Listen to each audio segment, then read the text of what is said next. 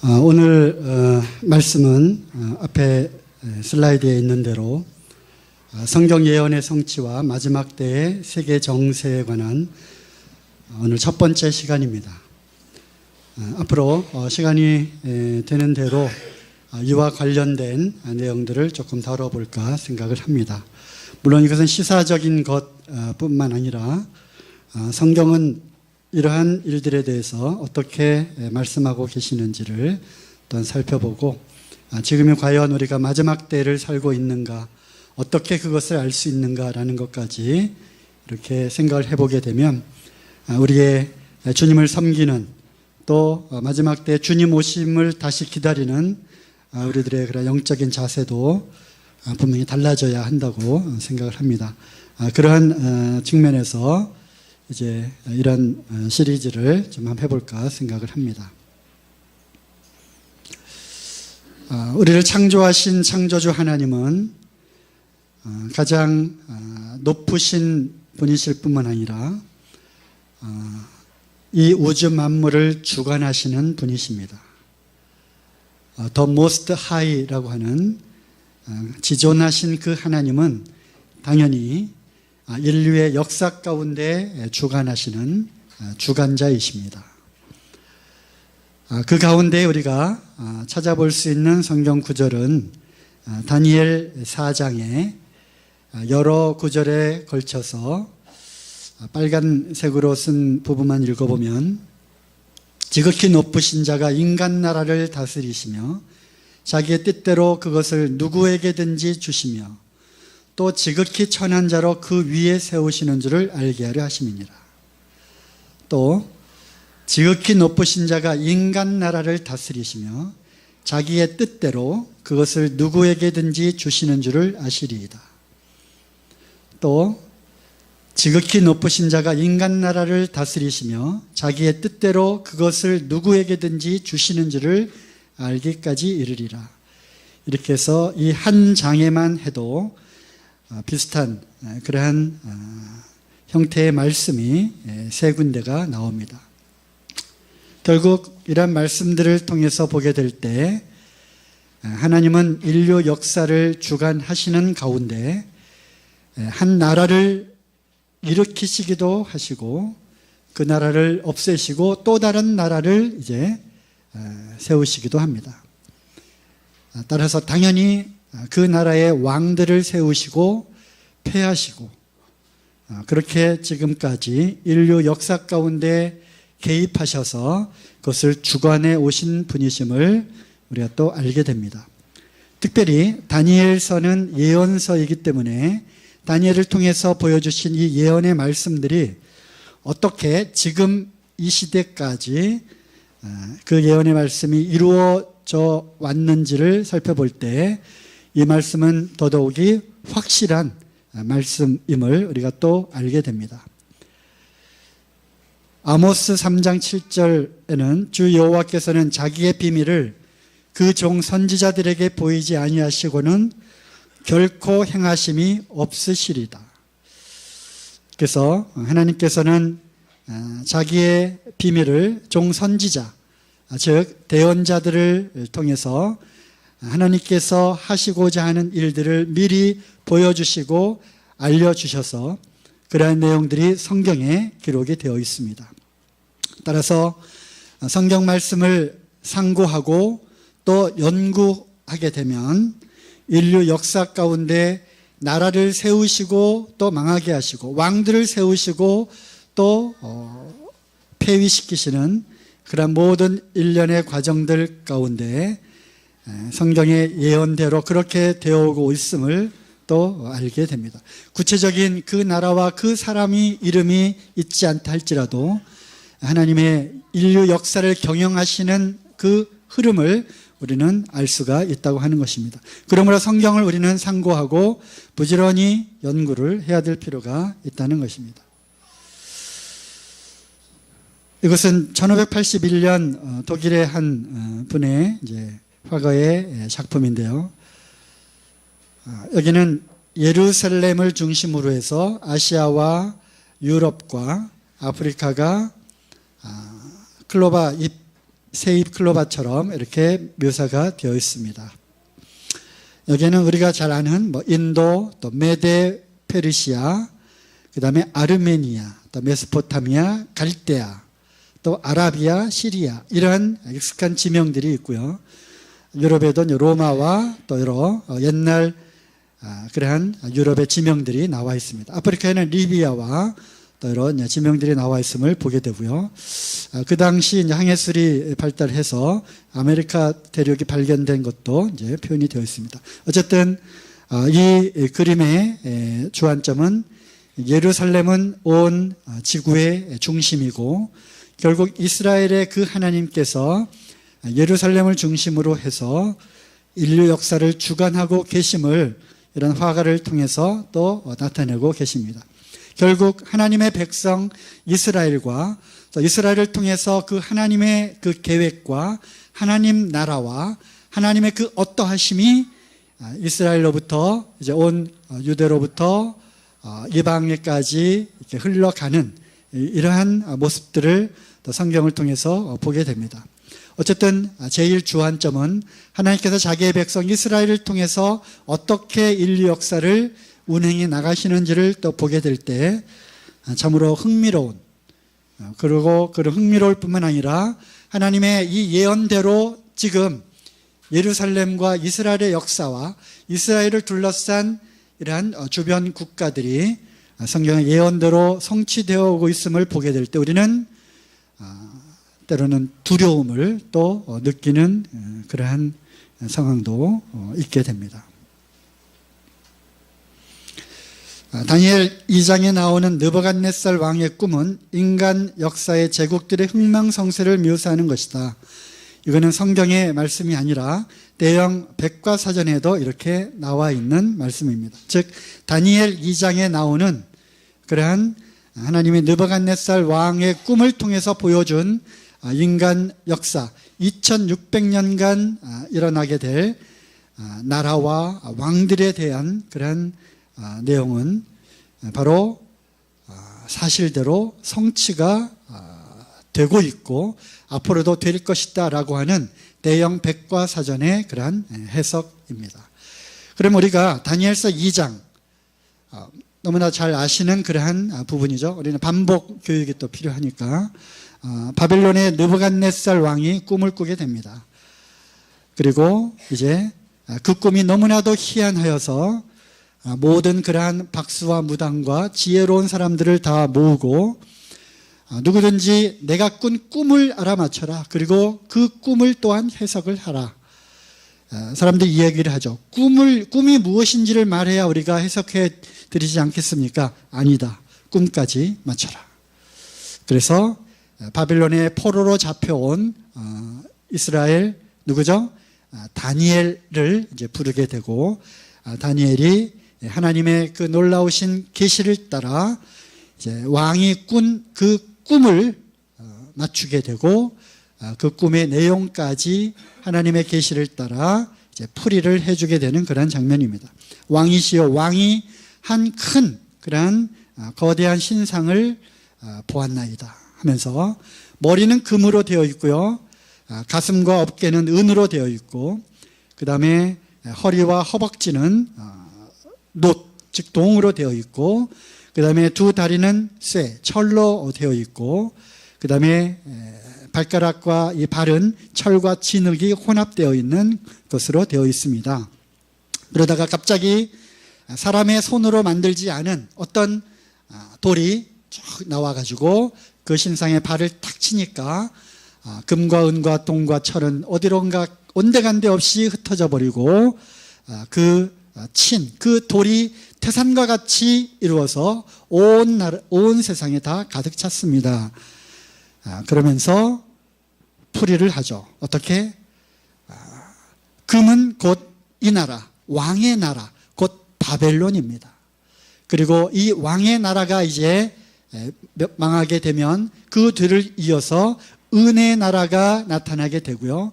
은혜의 나라도 망하게 되면 동의 나라가 나타나고 하면서 쭉 해석을 하게 됩니다. 물론 그 당시에는 다니엘이 잡혀온 느부갓네살 왕, 즉 바벨론 시대에 살고 있었기 때문에 그들은 앞으로 무슨 일이 어떻게 일어날지를 알 수가 없었던 것이죠. 하지만 오늘날 이 2000년이 넘는, 그리고 2500년이 지나고 있는 이러한 역사를 이미 살고 있는 우리에게는 바벨론 다음에 일어난 나라를 알고 있습니다. 그것은 곧 그 놀라운 바벨론의 그 놀라운 그 영광을 함락시킨 바로 페르시아입니다. 메대 성경에는 바사라고 표현되어 있는 페르시아 제국이 이제 중동 일대를 이제 장악을 하게 되었고요. 그 다음에 오래 가리라 생각했던 그 페르시아 왕국이 해상 무역과 모든 무역에 능했던 그러한 찬란한 문화를 꽃피웠던 페르시아도 소위 우리가 알고 있는 알렉산더 대왕에 의해서 망하게 됩니다. 즉 헬라, 그리스라고 하는 나라가 등장을 하게 되고, 이 젊은 알렉산더를 필두로 해서 순식간에 엄청난 그런 제국이 형성이 되게 되죠. 우리가 이 제국을 그리스 제국이라고 이야기를 합니다. 그리스 제국, 즉 알렉산더가 죽고 이제 4개의 나라로 분할이 되면서 힘을 잃게 되고 급기야는 이제 로마 제국이 등장을 하게 되죠. 마치 로마 시대가 오래 진행되는 것처럼 이 신상에 2개의 그런 긴 다리로 묘사가 되고 있습니다. 바로 예수님 당시에 로마의 그러한 지배를 받고 있었던 상황이죠. 그리고 이 긴 다리가 의미하는 것처럼 예수님 이후로 이제 이방의 시대가 오게 되고 바로 교회의 시대가 지금도 계속 진행되고 있습니다. 그러다가 이제 시간이 흘러 이 시기가 언제인지는 아무도 모르지만, 그때와 시기는 아무도 모르지만 우리가 그 시기와 그때를 여러 표적들을 통해서 분별할 수가 있는 것처럼 이제 우리는 분명히 지금 철과 진흙의 발가락과 이 발의 시대에 지금 살고 있음이 분명합니다. 즉 둘은 서로 섞이지 않습니다. 철과 진흙은 섞이지 않습니다. 그리고 10개의 발가락이 의미하는 것처럼 이거는 10왕의 시대입니다. 하나님께서 다니엘을 통해서 그렇게 풀이를 해주셨어요. 이것은 10왕의 시대다. 그러니까 절대 왕자가 없는, 절대 패권을 갖고 있는 그런 나라가 없는, 미국도 아니고요, 중국도 아니고요, 소련도 아니고요, 또 유럽 연방도 아니고요, 또 공산권도 아니고요, 이슬람권도 아니고요, 이러한 여러 그 나라들이 서로 혼재되어 있는 왕들의 나라, 바로 우리가 지금 살고 있는 현 시대를 말하게 됩니다. 우리는 지금 바로 이 시대에 살고 있습니다.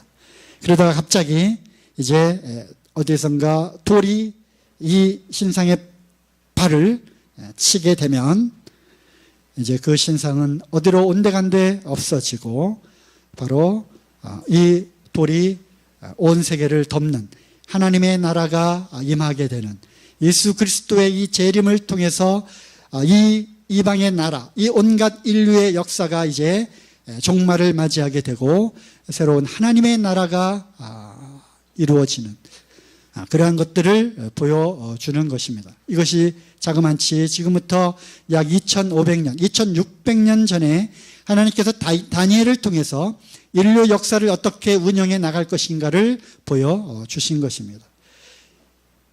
인류 역사는 하나님의 예언의 말씀대로 이루어져 가고 있습니다.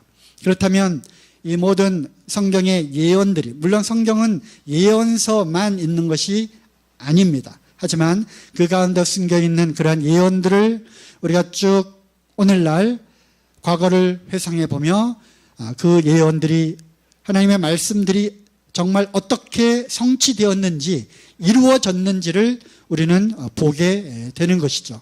그랬을 때 대부분 99%는 이제 다 이루어졌다고 합니다. 마지막 남은 그 1%, 마지막 남은 그 얼마 되지 않는 그 퍼센테이지의 비율의 예언의 말씀이 아직 성취될 때를 기다리고 있다고 하는 것입니다. 하지만 우리가 옛날 아날로그 시대에 테이프를 거꾸로 휙 감죠? 앞으로도 감죠? 그러면 휙휙휙휙 돌아갑니다. 돌아가다가 이 테이프가 마지막에 가면은 휙 하고서 탁 끝나게 되죠? 네.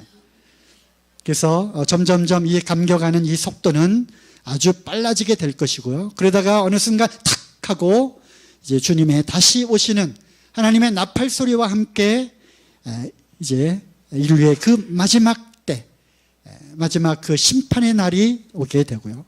그리고 그때 또 휴거의 사건이 일어나게 될 것입니다. 그렇다면 어떤 말씀들이 그러면 남아있단 말인가? 어떤 말씀들은 아직도 성취되지 않고 있단 말인가? 몇 가지 말씀들은 아직 성취되지 않고 남아있는 말씀들이 있습니다. 하지만 남아있는 그 몇 안 되는 그 말씀들이 우리의 시대에 곧 이루어진다고 하는 여러 가지 증거들이 이제 있게 되는데, 오늘 그러한 것들을 이제 보게 될 것이고요. 또 이러한 시간들을 통해서 이러한 세상 끝날에 하나님께서 이루어 가시는 인류의 역사의 종점에 이루어지고 있는 나라와 나라 간, 왕들과 왕들 간에, 즉 진흙과 흙이 혼재되어 있는 왕들의 시대에 일어나고 있는 세계 정세를 살펴보면 그렇구나, 지금이 바로 그때이구나 라는 것을 알 수 있다고 하는 것입니다. 예를 들면 성경 말씀 한번 펴시기 바랍니다. 에스겔서 38장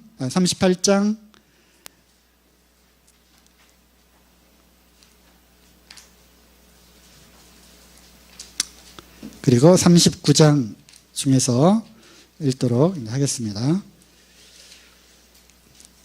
에스겔 38장 1절부터 여호와의 말씀이 내게 임하여 가라사대, 인자야, 너는 마곡 땅에 있는 곧 로스와 메섹과 두발왕에게로 얼굴을 향하고 그를 쳐서 예언하여 이르기를, 주 여호와의 말씀에 로스와 메섹과 두발왕 고가 내가 너를 대적하여 너를 돌이켜 갈고리로 내 아가리를 꿰고 너와 말과 기병 곧 내 온 군대를 끌어내되 완전한 갑옷을 입고 큰 방패와 작은 방패를 가지며 칼을 잡은 큰 무리와 그들과 함께 한 바 방패와 투구를 갖춘 바사, 구수, 붓, 고멜과 그 모든 떼와 극한 북방의 도갈마 족속과 그 모든 떼 곧 많은 백성의 무리를 너와 함께 끌어내리라.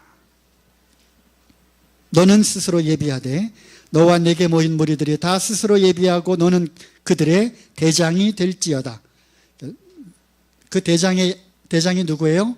곡입니다. 곡. 여러 날 후 곧 말년에 내가 명령을 받고 그 땅 곧 오래 황무하였던 이스라엘 산에 이르리니 그 땅 백성은 칼을 벗어나서 열국에서부터 모여 들어오며 이방에서부터 나와서 다 평안히 거하는 중이라.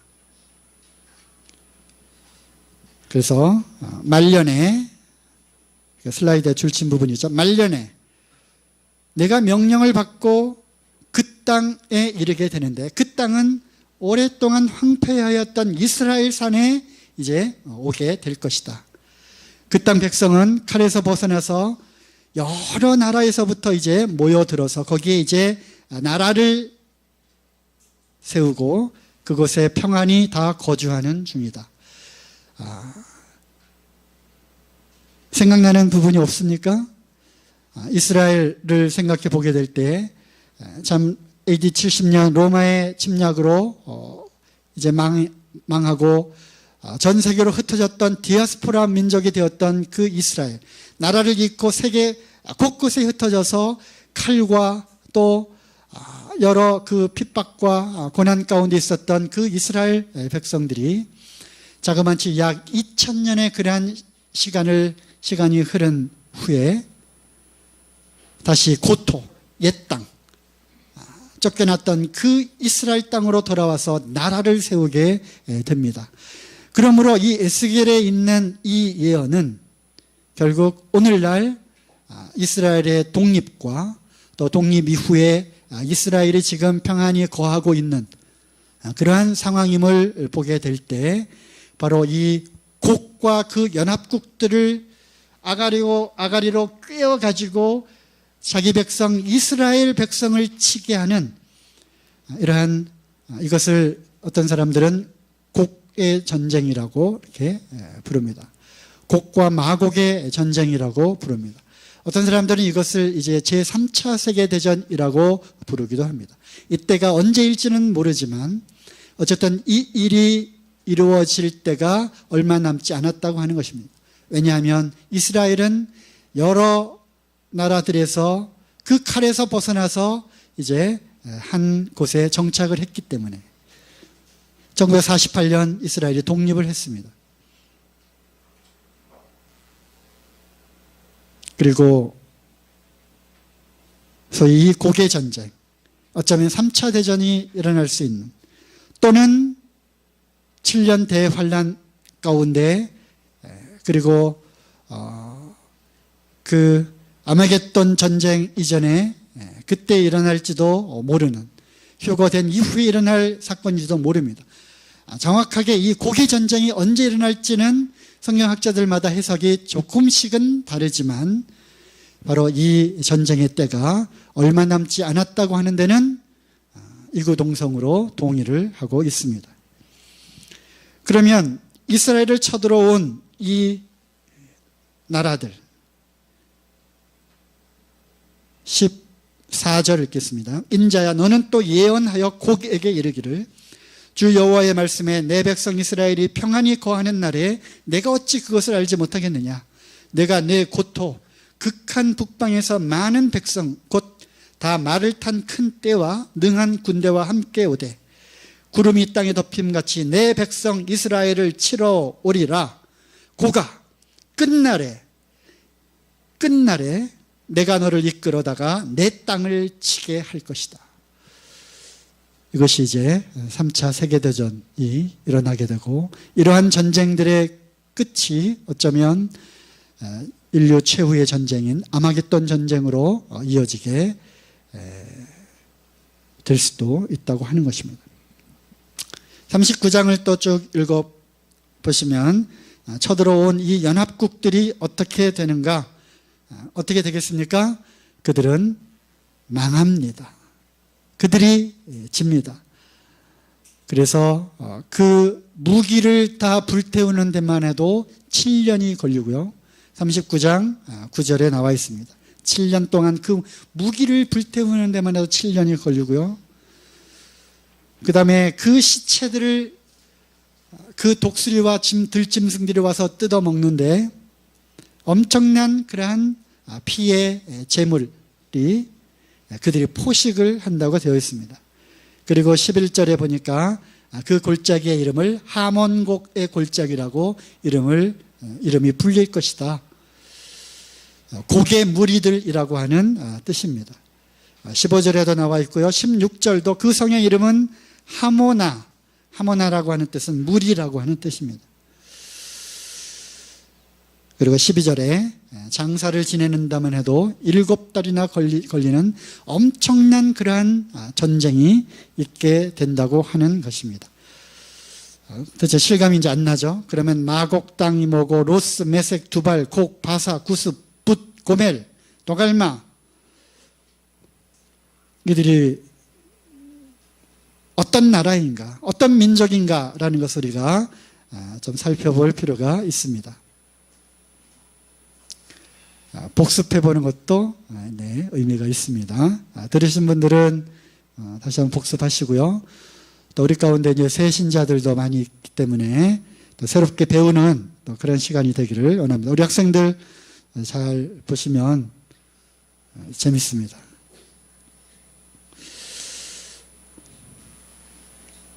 창세기 10장에는 노아의 홍수 이후에 셈과 함과 야벳의 후예들이 소개가 되고 있습니다. 야벳의 아들은 고멜, 마곡, 마데와 야완, 두발, 메색, 디라스요. 고멜의 아들은 아스그나스와 리밧과 도갈마요. 그 다음에 또 이어서 함의 아들은 구스와 미스라임과 붓과 가나안이요. 이렇게 해서 야벳과 함과 셈의 그 후손들이 이름이 쭉 나옵니다. 이들의 이름이 곧 그 지역, 그 민족을 이루게 되는데, 바로 여기 터키 북동쪽에 있는 이 아라랏산에서부터 이제 그들이 나왔죠. 그죠? 그래서 야벳은 이제 훗날 유럽의 그러한 이제 종족들이 되고요. 그 다음에 함은 이 아프리카와 또 아랍 그 일부가 되고요. 셈은 여기서부터 동쪽으로 쭉 퍼져 나와서 이제 아시아의 그러한 또 후손들이 이제 아시아인들이 이제 되게 되죠. 그러면 우리나라는 누구 자손이에요? 셈족이죠. 셈의 자손입니다. 그래서 여기에 나와 있는, 그리고 에스겔서 38장에 나와 있는 이 이름들과 이 지명들, 이것이 바로 근동 이 지역의 민족들의 이름이 되고 있습니다. 그리고 노아의 홍수 이후에 무슨 사건이 또 생겼죠? 바벨탑 사건이 일어나게 되죠. 그리고 시날 평지에서 그들이 바벨탑을 쌓게 되고, 그것이 악함으로 하나님께서 이제 언어를 혼잡게 함으로 그들을 이제 흩어지게 하십니다. 흩어진 이들이 이제 노아의 후손들이 결국 바벨탑 사건 이후에 여러 지방으로 흩어지게 되는데, 1874년 그 지도를 보면 거기에는 옛날 그 지명들이 그대로 있음을 보게 됩니다. 즉 터키 북쪽에 도갈마였고요. 또 왼쪽 북서쪽인가요? 고멜이라고 하는 지명이 있고요. 또 이쪽 흑해와 카스피해 이쪽 부근으로 또 북쪽까지 메색, 또 두발이라는 이름이 지명이 나옵니다. 그리고 여기에는 마곡이라고 하는 마곡 땅의 지명이 또 나오죠. 밑에는 여기는 메데가 있고요. 이쪽에는 이제 붓이라고 PHUT 붓, 지금 아프리카죠. 그래서 이 지중해를 중심으로 여기 이스라엘이 있고요. 오른쪽에 이라크, 이란, 여기 터키가 있는, 그 다음에 이란 북동쪽에 무슨 스탄들이 있는, 그리고 북쪽은 이제 러시아가 이제 있죠. 왼쪽은 이제 유럽이 이제 있습니다. 그래서 이 지명들이 그대로 노아의 후손들의 그러한 이름들이 곧 그 지방과 그 민족의 이제 이름이 이제 되었습니다. 그렇다면 에스겔 38장의 예언은, 즉 이스라엘, 내 백성 이스라엘을 치러 오리라고 하는 그 예언은 바로 마곡 땅에 있는 로스와 메색과 두발 왕 곡에게 명령을 내린 거죠. 그 다음에 바사와 구스, 붓, 그리고 고멜, 도갈마. 여기가 어느 지역이냐? 마곡은 바로 터키 북동쪽, 그리고 이 러시아에 이르는 이 지역입니다. 그 땅에 있는 로스는 오늘날 러시아, 그렇죠? 러시아. 옛날에 우리 러시아를 뭐라고 불렀어요? 로스케라고 그랬죠, 그죠? 로스케. 어원이 이제 같습니다. 메색은 모스코바하고 어원을 같이 하는 거죠. 두발스크. 여기는 지금도 러시아의 그 이름을 갖고 있는 그런 이제 지역들입니다. 바사는 바로 이란을 얘기하죠. 페르시아. 오늘날 이제 이란입니다. 페르시아의 옛날 이제 이름이 이제 엘람 지역의 큰 성은 수사라고 하는 성이 있습니다. 엘람 또는 바사, 이것은 오늘날의 옛날에 이제 페르시아, 오늘날로 하면 이란을 이제 의미하는 거죠.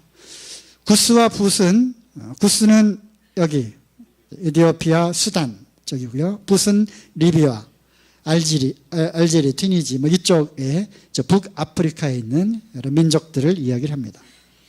고멜, 도갈마는 아까도 말씀드렸지 터키에 있는 그런 민족들이죠.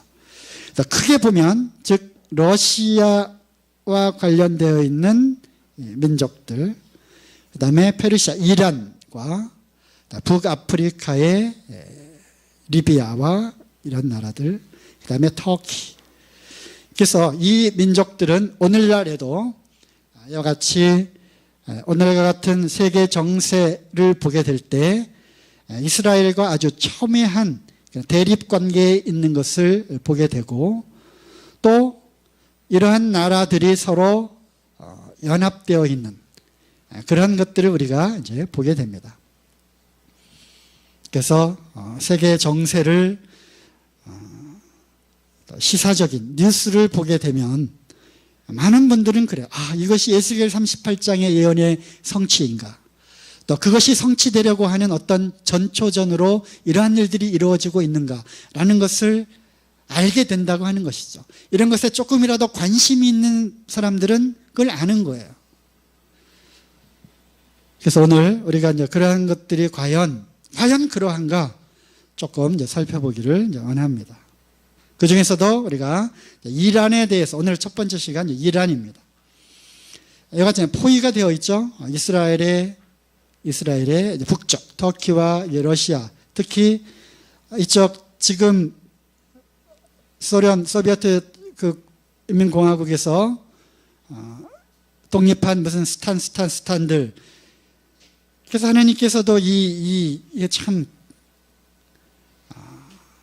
소련을 해체시키고 이러한 역사를 또 이루어가는 그러한 와중에 있음을 또 우리가 단편으로는 볼 수가 있습니다. 여기 이제 이란이 있고요. 이들이 터키와 함께 연합국이 시리아, 레바논, 오늘날도 이스라엘과 계속적으로 이제 전쟁하고 적대 관계에 있는 시리아, 레바논을 통해서 이제 들어오게 되는데 바로 여기가 이제 하몬국입니다.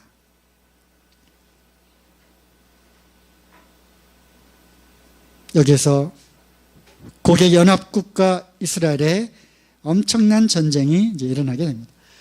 거기에도 문자 그대로 내 아가리를 꿰어 가지고 내 백성 이스라엘을 치게 하리라. 러시아는 이게 싫은 거예요. 왜? 3차 세계대전이 일어날 것이기 때문에. 하지만 어쩔 수 없는 그런 상황에 처해지게 되므로 이제 그 전쟁에 이제 참여하게 되는 그런 상황이 될 수도 있다는 것입니다. 하나님과 사단의 대결은 선과 악의 대결이죠. 하나님의 백성들과 하나님을 대적하는 이 악한 세력과의 전쟁은 그냥 영적으로 이렇게 영의 세계에서 공중전을 하는 이런 차원이 아닙니다. 하나님의 사람들과 또 그 악한 영에 사로잡혀 있는 믿지 않는 그러한 이방의 그 영에 사로잡혀 있는 사람들과의 실질적인 삶 속에서 나타나는 것이고, 나라와 나라 간에는 이러한 어떤 전쟁의 형태로 대적하는 것입니다. 그러니까 실제 인류의 역사 가운데 나라와 나라 간의 민족과 민족 간의 전쟁을 통해서 나타나게 되는 것이죠. 그것을 볼 수 있는 것이 요한계시록 20장에 용을 잡으니 곧 옛뱀이요 마귀요 사단이라 잡아서 1000년 동안 결박하여 무저갱에 던져 잠그고 1000년이 참에 사단이 그 옥에서 놓여 나와서 땅의 사방 백성 곧 곡과 마곡을 미혹하고 모아 싸움을 붙이리니. 그리고 맨 밑에 빨간 글씨를 보면 저희를 미혹하는 마귀가 불과 유황무태에 던지우니. 그래서 이 곡과 마곡이라고 하는 이 세력은 하나님을 대적하는 세력이고, 그 뒤에는 사단, 마귀에 의해서 움직여지고 있는 나라들이라고 하는 것입니다. 오늘날 어떤 나라가 그러한 하나님을 공공연하게 대적하는, 하나님 나라의 백성들을 대적하는 나라들인지 알아야 되는 것입니다. 어떤 나라들이 대적합니까? 제가 지난번 3시간 특강을 통해서 말씀드렸죠. 이스라엘가 그렇고요. 또 지금 이슬람권이 그렇고요. 또 어디가 그렇습니까? 공산권이 그렇습니다. 공산주의. 공산당은 공공연하게 기독교인들을 핍박을 합니다. 아예 하나님 없다고 하는 무신론으로부터 시작을 한 것입니다. 이러한 세력들의 뒤에는 이런 악한 사단과 마귀의 영이 있다고 하는 것입니다. 그런 영들과 우리가 어떤 전략을 갖고 이제 서로 교류를 하고 또 전략을 구사하고 해야 되는가. 영적으로 바라보게 되면 우리나라가 북한을 대해서 어떻게 대해야 하며, 중국에 대해서 어떻게 대해야 하며, 또 미국을 대해서는 어떻게 대해야 되냐, 이러한 것이 답이 나온다는 것입니다. 앞으로 이러한 것들이 계속되게 되면 중국에 대한 이야기도 할 거고요, 다른 나라에 관한 그런 국제 정세를 우리는 또 살펴봐야 할 것. 왜냐하면 곡과 마곡의 그 전쟁이기 때문에 그런 것이죠. 이거는 영적인 싸움입니다. 성경은 하나님과 사탄 사이의 전쟁 이야기입니다. 그렇다면 하나님의 시간표는 지금 인류 역사의 어느 시점에 와 있는가? 이것이 지금 많이 담겨 있습니다. 4분 전이라고 그럽니다. 4분 전. 시간이 많이 흘렀어요. 최근 승갑북에 전개되고 있는 세계 정세를 보면 어쨌든 이스라엘과 미국을 중심으로 보겠습니다. 작년 12월 6일 트럼프 대통령이 예루살렘을 이스라엘 수도로 인정을 했습니다. 그리고 잘 아시는 대로 금년에 들어와서는 더 급박하게 막 움직입니다. 이제 거의 그 종점에 다다른 것 같아요. 4월 27일 판문점 회담을 하게 됩니다. 5월 8일 미국이 이란 협정을 탈퇴하는 아주 엄청난 일이 일어나게 됩니다. 잘 모르시죠? 관심을 갖고 보시면 이런 것들이 보입니다. 그 다음에 5월 14일 미국 대사관을 이제 예루살렘으로 이전하겠다. 온 세계가 발칵 뒤집혔습니다. 2월 12일 싱가포르에서 북미북 정상회담이 일어났죠. 그죠? 네, 일어났습니다. 지금 폼페이오가, 트럼프가, 또 김정은이 아주 쉴 새 없이 지금 다니고 있습니다. 그 다음에 갈수록 더 격화되는 미국과 중국의 무역전쟁. 이거는 패권전쟁입니다. 패권전쟁. 인류 역사를 공부하면, 역사를 보면, 역사는 패권을 잡은 나라들, 패권을 갖고 있는 나라들의 그런 패권전쟁이 바로 인류의 역사였습니다. 오늘날에도 이것이 계속되고 있어요. 왼쪽 집에 조폭이 살고 있고요, 오른쪽에도 더 조폭이 살고 있어요. 힘없는 나라는 어느 쪽인가는 붙어야 됩니다. 나 양다리 걸칠래. 그러면 인류 역사에 있을 수가 없는 것입니다. 정치는 이쪽이랑 하고 경제는 이쪽이랑 할래. 알았지? 양쪽 조폭들 알았어? 그것을 두 조폭이 그를 용납한답니까? 결코 그렇지 않습니다. 이런 패권을 우리가 이해하면 또 패권주의의 그 나라가 어떤 전략으로 어떻게 이 패권을 유지하려고 하는가라고 하는 것을 알면 우리의 외교와 이런 답이 나오는 것이죠. 어쨌든 미국과 중국은 이제 한판 붙었어요. 경제전쟁은 곧 소리 없는 총과 칼의 전쟁이죠. 그 다음에 바로 며칠 전에 터키의 에르도안 대통령이 술탄으로 등극을 했습니다. 나중에 터키에 관한 이야기는 나중에 하겠습니다. 30년 장기 집권이 가능했고요. 왜 이 터키를 우리가 주의해서 봐야 됩니까? 에스겔 38장에 나오는 고멜과 도갈마의 그 적속이기 때문에 그런 것이죠. 여기도 이제 예의주시를 해야 되는 것입니다. 하나씩 간단하게 살펴보면요. 작년 말에, 그것도 연말이 가기 전에 불이 나게 트럼프 대통령이 예루살렘은 이스라엘 수도다 인정을 합니다. 이것은 레위기 25장에 근거하고 있습니다. 희년 77에 49 안식년 7 안식년 지난 이후에 그 다음 해를 희년으로 선포하라. 그리고 모든 것을 다 되돌려라. 자유를 선포합니다. 1917년 나라를 잃었던 거의 1900년 동안 나라 없는 그 백성에게 이제 전 세계가 선포합니다. 영국이 선포를 하죠. 벨푸어 선언입니다. 이제 팔레스타인 땅에 이스라엘이라고 하는 나라를 세워주겠다. 1917년 이것이 놀라운 벨푸어 선언입니다.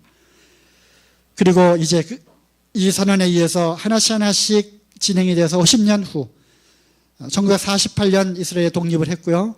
그리고 실질적으로 예루살렘은 갖지를 못했어요.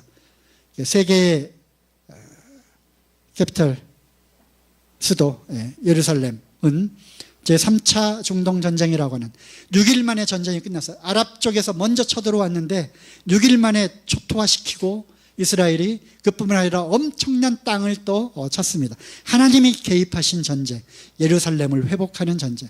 희년, 50년이 지나서 예루살렘 회복이 됩니다. 그리고 이제 50년이 지났습니다. 트럼프는 바로 이 랍비들의 그러한 권고를 듣고 2017년 12월 6일 예루살렘을 수도로 인정하겠다라고 사인을 하게 됩니다. 온 세계가 난리 났죠. 특히 아랍권이 이제 난리가 났습니다.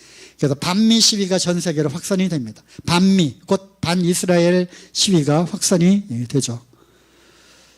이 중동 얘기하면 또 시간이 없습니다. 이 중동, 어쩌면 이것을 또 이 역사를 알고 세계 정치를 아는 사람들은 바로 이 사건은 중국을 겨냥한 것이다. 왜냐하면 중국의 1대1로 육상으로 또 해상으로 유럽과 통하는 그런 무역로를 다시 개척하겠다라고 하는 이것을 중국의 1대1로 계획인데 중국의 이 패권을 계속 미국이 지금 견제하고 이것을 막고 있어요.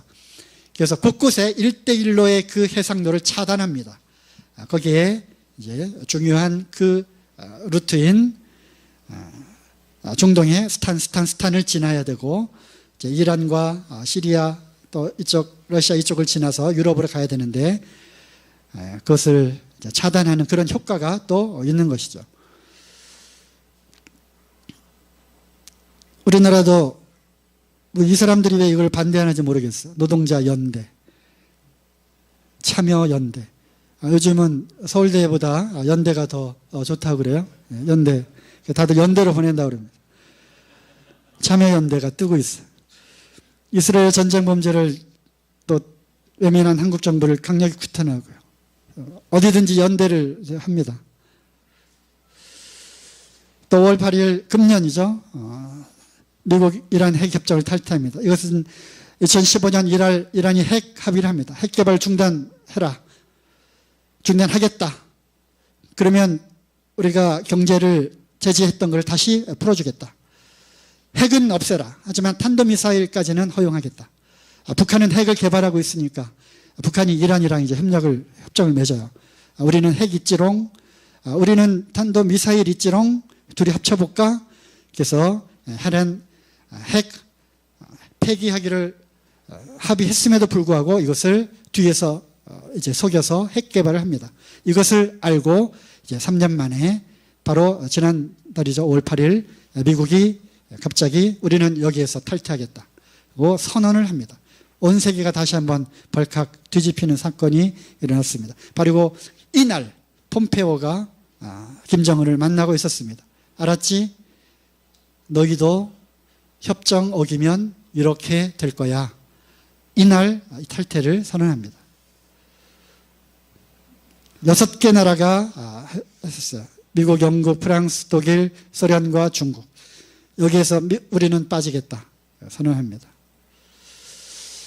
이스라엘 세계에서 아주 유명한 정보기관이 있죠. 모사드가 이란에 은밀히 잠입해서 그동안에 3년 동안 핵을 개발하지 않겠다라고 했음에도 불구하고 뒤로 핵 개발을 해왔던 그 수많은 엄청난 양의 자료를 그냥 통째로 빼옵니다. 이스라엘의 정보기관 모사드는 아주 엄청난 그런 정보기관이에요. 한때는 이런 얘기도 했죠. 미국이 만일 북폭하지 않으면 이스라엘 모사드가 북폭하겠다 라고 이야기를 한 바로 그 모사드입니다. 네타냐후 총리가 이렇게 이야기를 했죠. 그 이후에 이란은 계속 협정을 어겼다. 그래서 트럼프가 탈퇴를 선언하고 그렇게 해서 제재가 풀린 그동안에 이란은 뒤로 경제적인 이익을 얻을 뿐더러 핵을 계속 개발했을 뿐만 아니라 이것을 가지고 테러 집단에 지원을 했다. 그래서 그걸 가지고 이스라엘을 공격을 한다. 바로 그거죠. 키는 그겁니다. 그래서 그것을 이제 빌미로 해서 이란 체제를 이제 붕괴하고자 하는 것입니다. 그리고 그와 함께 동맹국들에게 이제 선언을 했어요. 이제부터 이란이 이렇게 이것을 어겼기 때문에 다시 옛날로 돌아가서 옛날보다 더한 이란의 경제 제재를 하겠다. 이란과의 어떤 무역도 하지 마라. 이란 석유를 수입하지 말아라. 우리나라도 그렇게 해야 되는 상황이 지금 일어난 거예요. 11월 4일까지 답을 달라. 유가가 이제 치솟습니다. 70달러까지 이제 올라간다고 그래요. 이거를 이제 보아야 되는 거예요. 그리고 여기에 목을 메고 있는 중국을 또 겨냥한 거예요. 중국의 원유 수입의 많은 부분을 이란에서 가져오거든요. 우리나라도 잘 붙어야 되는데 중국에 지금 붙고 있잖아요. 이란은 이제 굴복하지 않겠다라고 합니다. 그리고 이제 자체적으로 이란이 이제 막 민중 봉기가 막 일어나요. 폼페이오가 그럴 것 같다. 이제 바깥에서는 이렇게 또 공략하고 안에서는 내부 체제의 또 붕괴를 체제 붕괴 많이 듣던 말이죠. 그걸 또 유도하는 그런 일을 이제 하게 됩니다. 그러니까 시리아에 있던 그런 이란의 미사일 기지로부터 골란고원으로 공습을 합니다. 미사일 20발을 쏘게 되는데요. 17발이 아이언돔이라고 하는 우리나라의 스커드. 우리나라 뭐죠? 상주. 사드. 사드와 같은 미사일이 날라오면 공중에서 알아서 자동으로 폭파시키는 이스라엘은 그거를 갖췄어요. 그래서 아이언돔이라고 그래요.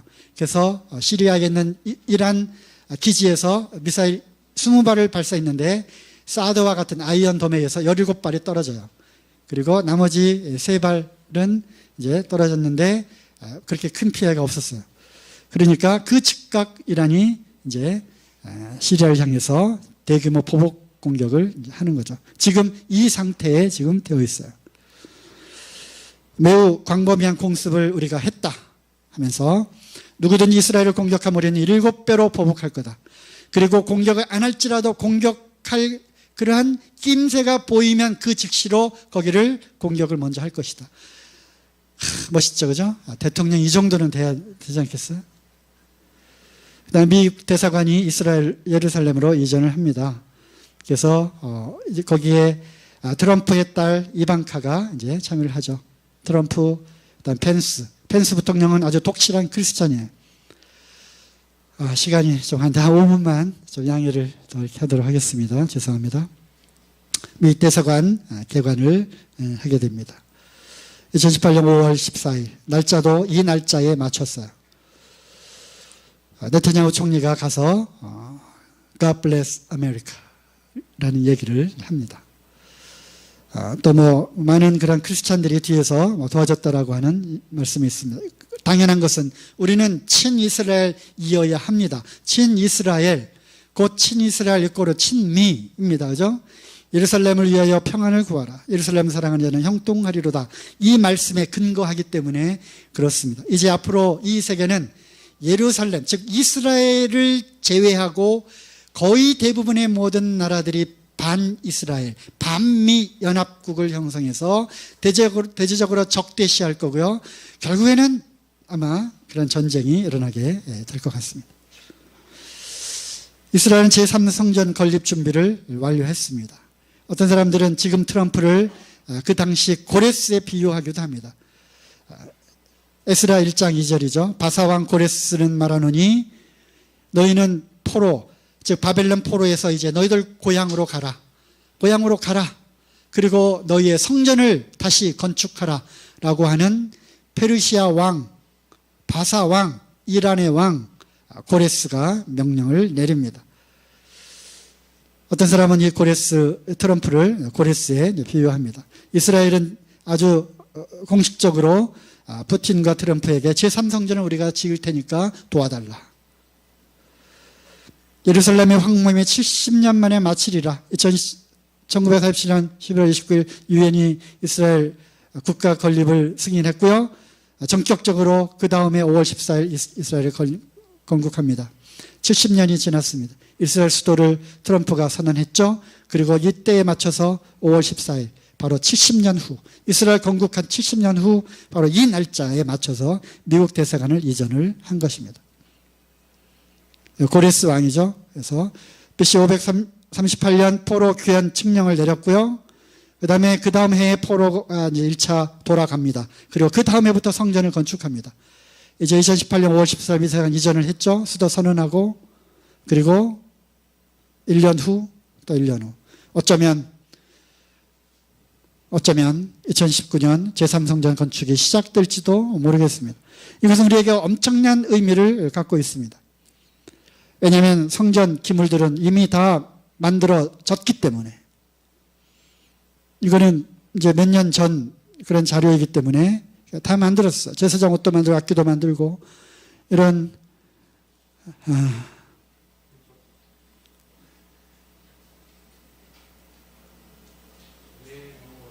메노라 300만 달러 들여서 메노라도 만들고요. 그리고 성전 설계도는 이미 다 완성이 되었어요. 메시아가 오는 것과 성전이 건축되는 것 모두가 가까이 왔다고 그들이 얘기했습니다. 이미 준비가 되어 있다고, 다 준비가 되어 있어요. 또 제사장 레위 지파들도 다 뽑아가지고 제사장 교육을 다 시켰어요. 그러나 뭐가 없어요? 성전. 그것은 제1성전 솔로몬 성전, 그 다음에 제2성전 스룹바벨, 또 스룹바벨 성전과 같은 위치에 있어야 하기 때문에, 어딥니까? 바로 모리아산입니다. 여기에 이슬람 사원이 있어요. 그래서 이걸 허물고 성전을 지으면 이거는 뭐 끔찍한 이제 최후의 전쟁이 일어나게 되는 거죠. 그러나 주님이 오시기 전에 그곳에 성전이 있을 것입니다. 성전 재건이 거의 이루어지려고 하는 그 순간은 마지막 때가 곧 온다는 징조입니다. 우리 세대가 주님의 재림을 경험하는 세대가 될 수도 있습니다. 레위기 25장 나팔소리를 내면서 희년이 되면 나팔소리, 트럼펫을 불면서 전국에서 모여가지고 자유를 선포하는 것입니다. 트럼프. 그래서 이 시대가 하나님이 이 고레스 왕을, 나의 종 고레스를 세운 것처럼 어쩌면 그것이 불가능하다라고 했던 미국 선거에서 트럼프가 당선이 되고, 어쩌면 이렇게 이스라엘과 예루살렘과 숨가쁘게 돌아가는 이러한 사건 가운데 하필이면 트럼프가 왕이 되는, 이러한 것은 결코 우연이 아닐 수도 있다라고 하는 것에 우리는 경각심을 가져야 할 것입니다. 어쩌면입니다. 트럼프의 이 재위 시기에 여러 가지 이런 소식들이 들려오게 될 것입니다. 이 소련, 이란, 터키가 이제 손을 잡고 이러한 만남은 계속 잦아지게 될 것입니다. 이들의 그러한 행보를 우리는 계속 주시해야 되는 것이고, 이러한 시사적인 것도 세계 이 정세와 이 정치, 외교, 이런 것들을 우리가 살펴보면서 주님의 때가 다가왔음을 우리는 또 보아야 할 것입니다. 마지막 말씀. 이러므로 너희도 예비하고 있으라. 생각지 않은 때에 인자가 오리라. 이것이 오늘 말씀의 최종 결론입니다. 이상 말씀 마치도록 하겠습니다.